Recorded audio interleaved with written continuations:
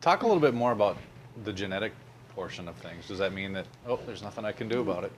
Came from mom and dad, so Yeah, this is how I it's am. not my fault. Yeah. So, you know what the best part about this is? If that was the point, there'd be no reason to test genetics. You'd want to keep it a deep, dark secret. Because what would be the point? You can't fix it. But genes load the gun. I love that saying, environment fires it, pulls the trigger.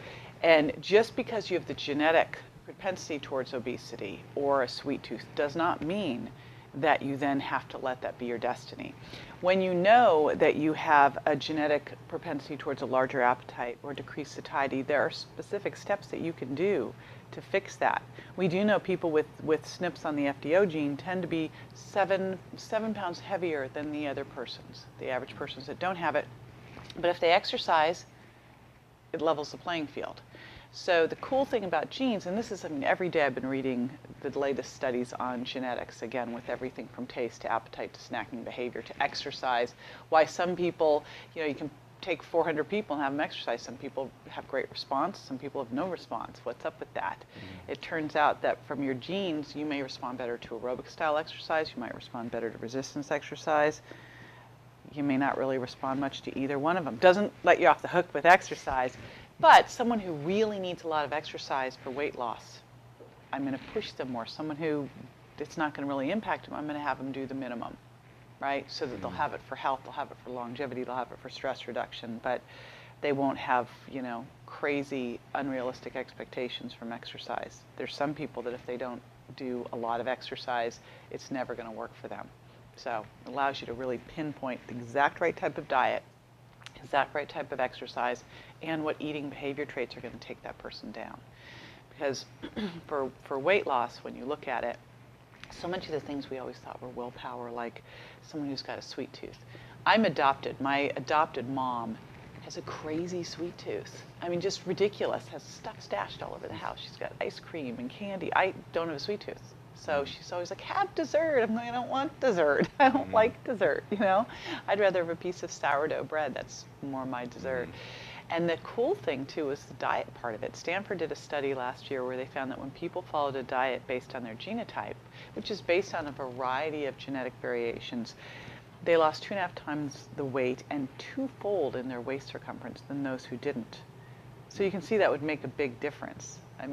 Who wants to sit there and go on the wrong diet? I think it's something you should be born, find out your diet genotype, and that's just how you live. Because it's not just maximizing weight loss, it's maximizing optimal gene expression, reducing inflammation, extending the life, your longevity, all of that. How do we find out?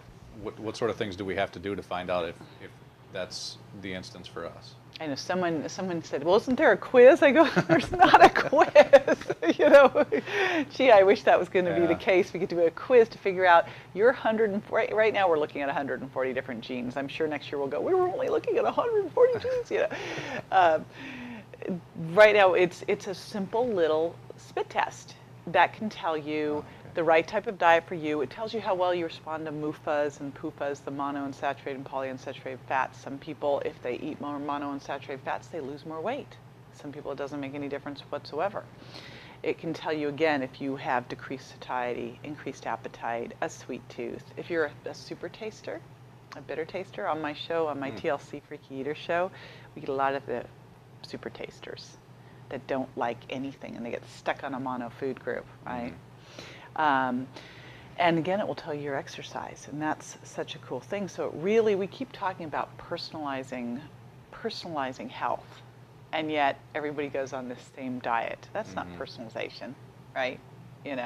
So it really allows you to perfectly customize your health and then optimize gene expression. Then you see what you have to fix in terms of how much someone's damaged their metabolism, right? Because weight loss is going to be both what's going on with your genetics, what's going on with your epigenetics, what did your mom do that she passed on to you, which genes did she flip on, which epigenetics are flipped on, so when it comes to you, you've got a problem, like maybe she's created a poor methylation scenario and now you've got that, and that can actually impact your ability to lose weight. It's pretty interesting, besides all the other problems poor methylation causes in terms of detox and heart health. But then you have to look at all those areas of weight loss resistance too. So it all factors in, which is why we've got such a massive obesity epidemic, because people, again, are going to the simple little model and ignoring all of this. And when it doesn't work, people think this is just normal for me. I'm supposed to be overweight. I'm supposed to be obese. And they give up. They have no hope.